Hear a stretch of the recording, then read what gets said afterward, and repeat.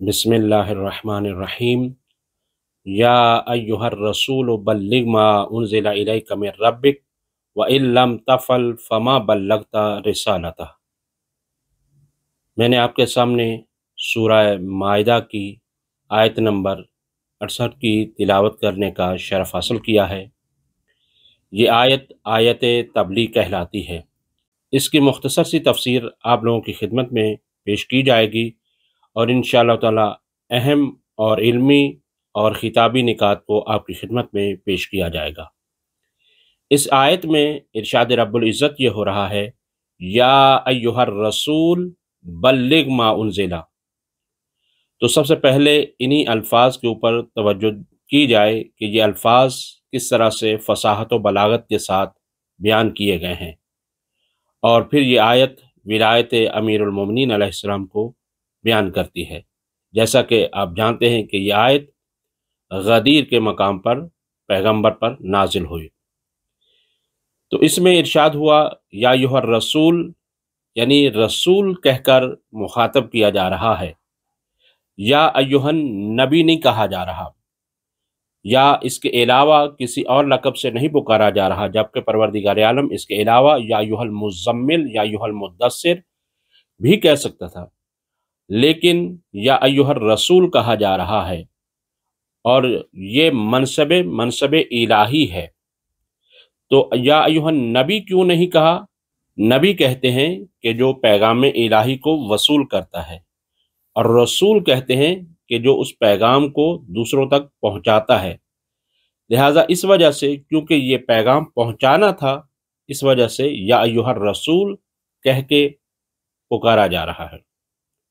اور پھر اس کے بعد لفظ آ رہا ہے بلغ، اس کو پہنچا دیجیے، اور عربی گرامر کے اعتبار سے یہ باب تفعیل سے آیا ہے، یعنی باب تفعیل کا مطلب یہ ہوتا ہے کہ ایک کام جو بار بار کیا جائے اس کے لیے عربی میں باب تفعیل استعمال ہوتا ہے، اور اگر باب افعال کے طور پر استعمال ہو تو وہ اگر کام ایک ہی مرتبہ ہو جائے تو بھی کافی سمجھا جاتا ہے، لیکن یہاں پر کیونکہ باب تفعیل استعمال کر کے، یعنی بلغ یبلغ تبلیغاً، تبلیغ کا حکم دیا جا رہا ہے کہ یہ ایک دفعہ نہیں بلکہ بار بار پہنچانا ہے، اور اس کا اہتمام پیغمبر اکرم صلی اللہ علیہ وسلم نے اپنی زندگی میں خود کئی مرتبہ انجام دیا، اور پھر جب غدیر کا مقام آیا تو وہاں پر بھی یہ حکم دیا گیا کہ باپ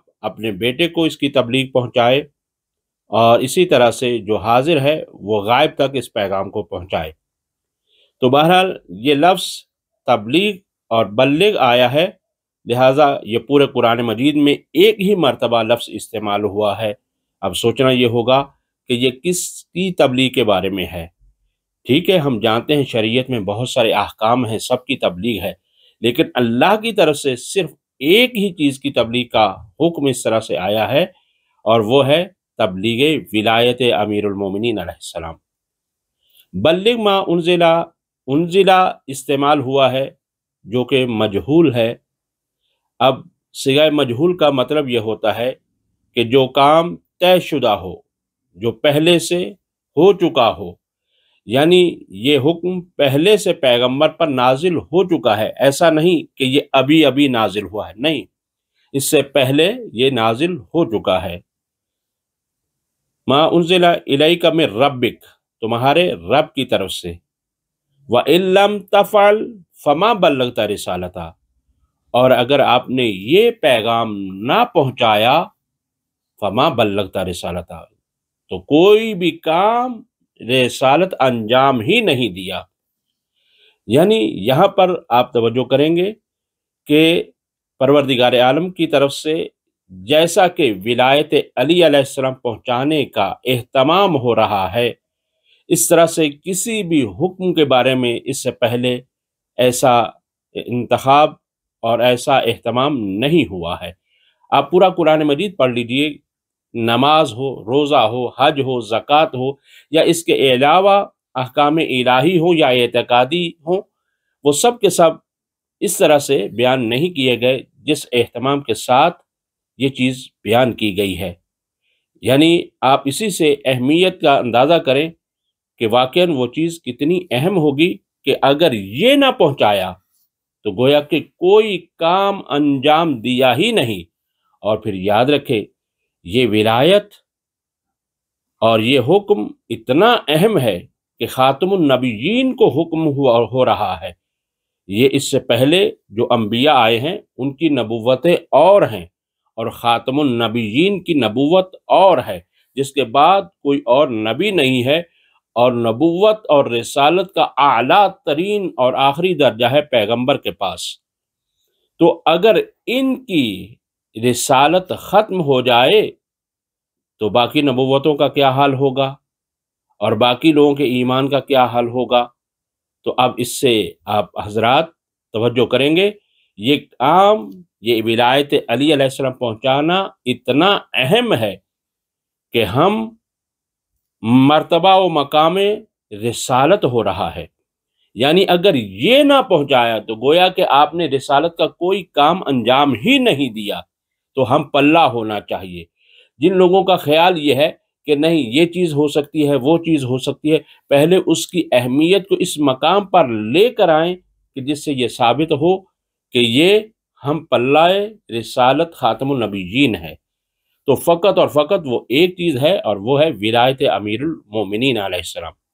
اور پھر اس کے ساتھ ساتھ جو پروردگار عالم کی طرف سے اہتمام کیا گیا ہے وہ بطور خاص ہے، وہ یہ ہے کہ واللہ یعصمک من الناس، کیونکہ اس چیز کا خطرہ تھا کہ لوگ اس کو قبول نہیں کریں گے، لہٰذا اس کی ذمہ داری پروردگار عالم نے خود اٹھائی ہے کہ واللہ یعصمک من الناس، اللہ تعالیٰ لوگوں کی شر سے محفوظ رکھے گا۔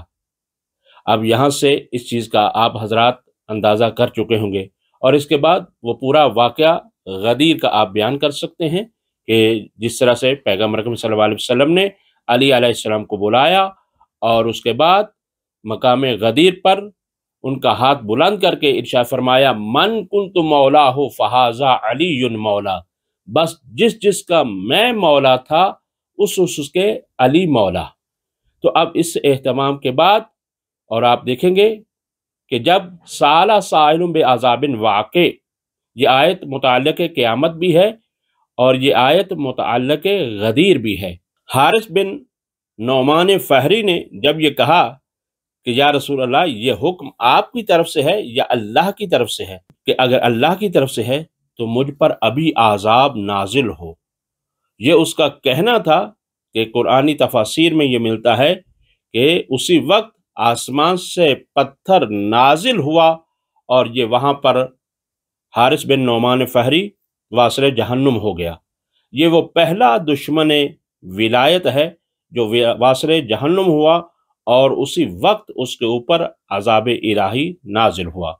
تو عزیزان محترم، اس آیت سے واضح ہو گیا کہ پروردگار عالم اپنے حبیب کے ذریعے سے ولایت امیر المومنین کو پہنچا رہا ہے، اور خاص اہتمام کے ساتھ خداوند متعال سے دعا کرتے ہیں کہ ہم سب کو قرآن مجید کی صحیح تفسیر کو سمجھنے اور لوگوں تک پہنچانے کی خاص توفیق عطا فرمائے۔